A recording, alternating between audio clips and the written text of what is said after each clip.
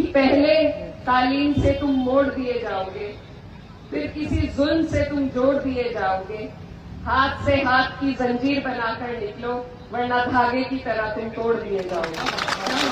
Raincoat में झांकती हुई औरत और इस तरह के जो बहुत ही, जिसे आप कह सकते हैं ना कि बहुत सतही शब्दों का इस्तेमाल, 50 करोड़ की गर्लफ्रेंड शशि थरूर की बीवी के लिए इस्तेमाल करना, सुनंदा के लिए, या सुनंदा नहीं रही हमारे बीच में, या फिर बार बार शहजादा कहकर के राहुल को चिढ़ाना, जो ये सब इस पहले तालीम से तुम मोड़ दिए जाओगे, फिर किसी जुल्म से तुम जोड़ दिए जाओगे, हाथ से जंजीर बनाकर निकलो, वरना धागे की तरह तुम तोड़ दिए जाओगे। ये शायरी अपने प्रोग्राम में सांसद इकरा हसन जी कहती हैं और लोग तालियां भी बजाती हैं। जी हाँ दोस्तों, सांसद इकरा हसन जी का तालीम को लेकर के बहुत ही ज्यादा खूबसूरत वीडियो है, जरूर देखिएगा। लेकिन उसके बाद में इमरान प्रताप बड़े साहब भी आपसे कुछ कह रहे हैं, अपने चाहने वालों से कुछ कह रहे हैं, सरकार से कुछ कह रहे हैं, इसी वीडियो में देखिएगा। डीएल गोल्डन न्यूज चैनल को सब्सक्राइब करिएगा। ये बारी बारी से दोनों वीडियो देखते हैं। कि पहले तालीम से तुम मोड़ दिए जाओगे, फिर किसी जुल्म से तुम जोड़ दिए जाओगे, हाथ से हाथ की जंजीर बनाकर निकलो, वरना धागे की तरह तुम तोड़ दिए जाओगे। शेर के साथ मैं खत्म करना चाहती हूँ कि पहले तालीम से तुम मोड़ दिए जाओगे, फिर किसी जुल्म से तुम जोड़ दिए जाओगे, वीडियो बड़ा है, हाथ से हाथ की जंजीर बनाकर निकलो, वरना धागे की तरह तुम तोड़ दिए जाओगे। है उत्तर प्रदेश की। Madam please. अस्सलाम वालेकुम। वालेकुम सलाम। पर पहली बार मेरा आना हुआ है और मैं शुक्रिया अदा करना चाहती हूँ मुस्लिम वेलफेयर ट्रस्ट का। यहाँ पर पहुँचे हजारों की तादाद में आसपास से आए सभी हमारे बड़े बुजुर्ग भाई, मेरी माएँ बहनें, आप सभी का मैं दिल की गहराई से शुक्रिया अदा करना चाहती हूँ। और सबसे अहम, हमारे बीच में हमारे रहबर एक ऐसी शख्सियत मौजूद है जो हमारे सरपरस्त भी हैं, हमें राह दिखाने वाले भी हैं, हमारे रहबर हैं, जिनके बुलाने पर मेरा यहाँ आना हुआ। ये इकरा हसन जी उत्तर प्रदेश आइए दोस्तों। इमाम उस्मान साहब का, और साथ में आए हमारे मेहमान मुनव्वर जमा साहब, इब्राहिम भाई का दिल की गहराई से बहुत बहुत शुक्रिया। आज ये बहुत ही अच्छा एक सिलसिला आप लोगों ने जोड़ा है। पिछली बार भी हमें आना था, लेकिन कुछ मजबूरियों के कारण आपके बीच में हाजिरी नहीं हो पाई, तो इस बार मुझे लगा कि जरूर आना चाहिए। और आकर इतनी भीड़ को देखकर, इतने लोग यहाँ पर इकट्ठा हुए एक ऐसे मसले को लेकर, तालीम के ऊपर चर्चा करने के लिए, तो मुझे बहुत अच्छा लगा। बहुत ये इकरा हसन जी दोस्तों उत्तर प्रदेश आइए। आज अगर अपने झुंझुनू शहर में हम पीछे रह गए हैं, आज अगर हमें कोई चीज अंधेरे से बाहर निकाल सकती है, तो वो सिर्फ और सिर्फ तालीम है। तालीम ही वो औजार है जो हमें जहालत से बाहर निकालकर रोशनी में ला सकता है। और इस तालीम पर बड़ा अफसोस होता है कि हमारा उतना ध्यान अभी नहीं है। कोशिश हमें सबको मिलकर करनी है कि हमारे बच्चे आला से आला तालीम हासिल कर सके, हर वो मुकाम हासिल कर सके जिससे हम अपने देश की तरक्की में कंधे से कंधा मिलाकर अपना योगदान दे सके और अपने देश को आगे बढ़ा सके। अभी हमसे पहले इब्राहिम खान साहब ने बहुत अच्छी बात दोस्तों, ये इकरा हसन है उत्तर प्रदेश की। Madam please.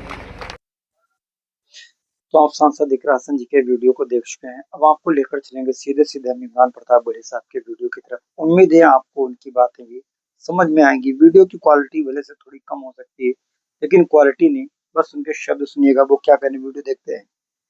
साहब का अभी सफर कभी काफी पिछले एक हफ्ते से मैं नजर डाल रहा था, तो कभी आप गुजरात में थे, कभी अमरोली में थे, तो कभी कहीं थे। काफी लंबा थकान भी आपके चेहरे पर नहीं दिख रही है इतनी लंबे सफर के बावजूद भी। इंदा साहब क्या कहेंगे कि मौजूदा हालात में जिस तरीके से सियासत में जो ये क्या कहते हैं नई तहजीब आ गई है कि प्रधानमंत्री कहीं ना कहीं ये जो गिरावट आई है जी आज निशाने पर प्रधानमंत्री जी हैं, लेकिन इसकी शुरुआत दरअसल उन्होंने खुद ही करी। अच्छा मनमोहन सिंह को रेनकोट में झांकती हुई औरत और इस तरह के जो एक बहुत ही, जिसे आप कह सकते हैं ना कि बहुत सतही शब्दों का इस्तेमाल, 50 करोड़ की गर्लफ्रेंड शशि थरूर की बीवी के लिए इस्तेमाल करना, सुनंदा के लिए, या सुनंदा नहीं रही हमारे बीच में, जी जी या फिर बार बार शहजादा कहकर के राहुल को चिढ़ाना, जी जो ये सब इस परंपरा की शुरुआत राजनीति में उन्होंने खुद करी।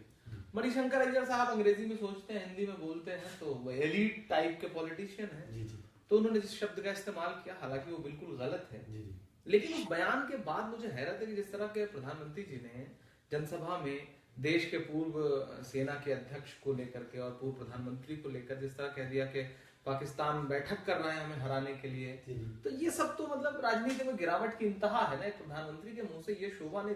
मणिशंकर अय्यर अगर नीच शब्द बोल दे रहे हैं तो वो किसी संवैधानिक पद पर नहीं है, जी जी लेकिन संवैधानिक पद पर बैठा इंसान अगर ये अगर बोल ये रहा शब्द बोलता है है। तो समझ लीजिए कि पूरा देश बोल रहा है। तो बहुत ही हैरत है हम लोगों को, और खास तौर से जो कलमकार है इस देश का, सियासी प्लेटफॉर्म से अलग हटके जो साहित्यिक लोग हैं, वो बहुत दुखी हैं इस पूरे प्रकरण से।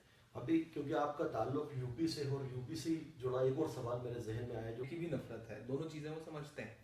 जिस तरह रावण था तो उसके कई सर थे, अलग अलग चेहरे थे, 10 चेहरे थे, एक चेहरा कुछ, एक चेहरे पे कोई भाव, एक चेहरे पे कोई भाव। दरअसल वही भाजपा की राजनीति है। भाजपा के पास अलग अलग चेहरे हैं, वक्त वक्त पर वो बयान दिलवाकर टेस्ट करते हैं कि क्या ये मुद्दा चलेगा या नहीं चलेगा। क्योंकि राम जन्मभूमि और बाबरी मस्जिद का मुद्दा इस देश में लगभग खत्म हो चुका है, वो उबाल उस पर नहीं आ पा रहा है जितना वो चाहते हैं, तो उन्हें नए मुद्दों की तलाश है। तो उन्होंने संगीत सोम से ये कहलवाया कि गद्दारी की अलामत है। उससे पहले उनके पूर्व प्रदेश अध्यक्ष लक्ष्मीकांत वाजपेयी कहते रहे कि तेजो महालय मंदिर है। मुझे हैरत होती है और शर्म भी आती है इनकी सोच पर कि वो इमारत जो एक साल में 19.23 करोड़ रुपए का राजस्व देती है, उसको देखने के लिए इतना टिकट बिकता है और वो देश की तरक्की के लिए जाता है, उसे आप गद्दारी की अलामत बताते हैं। अच्छा, आप जब मुगलों से नफरत में आप 200 साल के अंग्रेजों की हुकूमत को एक बार की स्विच करके सीधे मुगल पे पहुंच जाते हैं, आप फिरंगियों पे बात नहीं करते।